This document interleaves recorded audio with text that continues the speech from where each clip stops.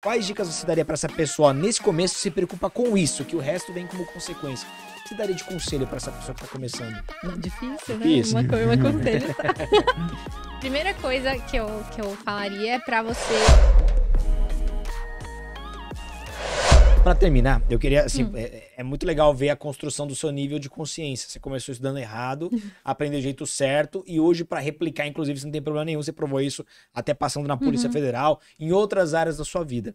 Então, se você tivesse que olhar pra uma pessoa que tá começando agora do zero, tá começando do zero, tá totalmente perdida, nunca ouviu falar num edital de concurso público, quais dicas você daria pra essa pessoa nesse começo se preocupa com isso, que o resto vem como consequência? O que você daria de conselho pra essa pessoa que tá começando? Difícil, né? Difícil. Uma conselho. Primeira coisa que eu falaria é pra você, ao invés de já começar, né? Igual eu fiz, né? Começar já estudando tudo, parar, tirar 2 dias pra entender como funcionam os concursos. Então, literalmente, como funciona um concurso mesmo, assim, o que é uma autorização, o que é uma, né, um edital, escolha de banca, o que é uma banca? Eu, quando eu comecei, não sabia nada disso, né? O que é um edital, né? O que é um edital? Sim. Enfim, entender como funciona, o tempo, os tipos de prova, depois do resultado, como que é, quando que eles vão te nomear, pra você também se programar, que passou não quer dizer que você vai começar a trabalhar amanhã. Pode ser que você tenha que esperar 4 anos, o que você vai fazer nesse período? Então, entender como funcionam os concursos e depois tirar também mais um dia aí, ou 2, ou talvez um pouquinho mais, e ir espaçando ali, né?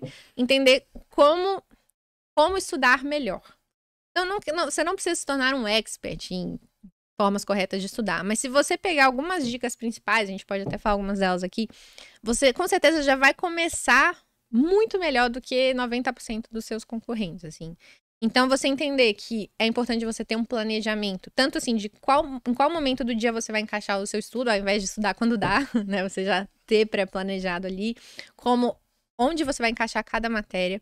E você entender também que os métodos de estudos importam, né? Então, você, dentro do planejamento, colocar também quando vai ser teoria, quando vai ser questão, como você vai fazer uma boa revisão. Então, estudar como fazer revisões também é importante para você já fazer isso desde o início, né?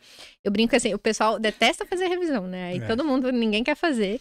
Mas outro dia, numa mentoria, o pessoal tava reclamando que não queria revisar. Eu falei, então vamos lá, gente, olha. O estudo é você plantar a semente do negócio. Você tem um campo inteiro para você plantar. Você planta, é você estudar. A revisão é tipo você regar a planta, regar a semente ali para ela nascer. Se você não regar, você nunca vai ter frutos ali para você colher. Você vai plantar um campo todo, mas quando você terminar, aquelas primeiras que você plantou já morreram. Então você vai ter que voltar e plantar de novo. A revisão não, você planta um pouquinho, volta, molha, continua, planta mais um pouquinho, volta, molha. Com o tempo você vai começar a ter frutos. Então não adianta você chutar o balde das revisões e, né, querer... eu achei que deu pra passar a mensagem, né? Então, não chutar o balde das revisões, a gente tem que colocar as revisões desde o início, tem métodos corretos e mais eficientes de você fazer isso, então buscar um pouco sobre isso também. As questões também encaixar desde o início, não deixe de fazer questão depois de terminar a matéria inteira, que elas vão te ajudar na compreensão, na fixação, em tudo, então pôr as questões desde o início. Entender sobre o tipo de material, então, quando eu vou usar um PDF, quando eu vou usar uma videoaula, quando eu vou usar um livro, quando colocar cada coisa, porque são ferramentas, não quer dizer que, tem que estudar só por um ou só por outro. Não, cada um tem um momento certo, né? O que é o melhor? Uma chave de fenda ou um martelo? Depende do que você quer fazer. Então, você precisa entender sobre isso. Porque tendo essas informações em mãos, você vai economizar muito mais tempo. Porque não passa quem estuda mais, passa quem aprende mais, né? Quem estuda melhor. Então, assim, não necessariamente você tem que investir mais horas do que todo mundo para você passar. Você tem que investir suas horas da forma correta, da forma que você colhe os frutos ali do que você está plantando.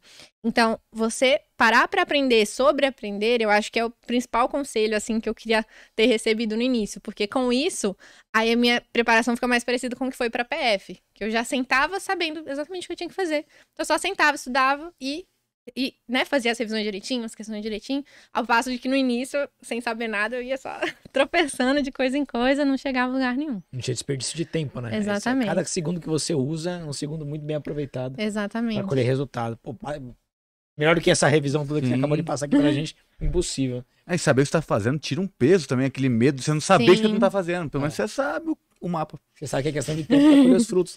Ele gostou Ele do adorou os mapa. mapas. Ele tá vendo o mapa até agora aqui.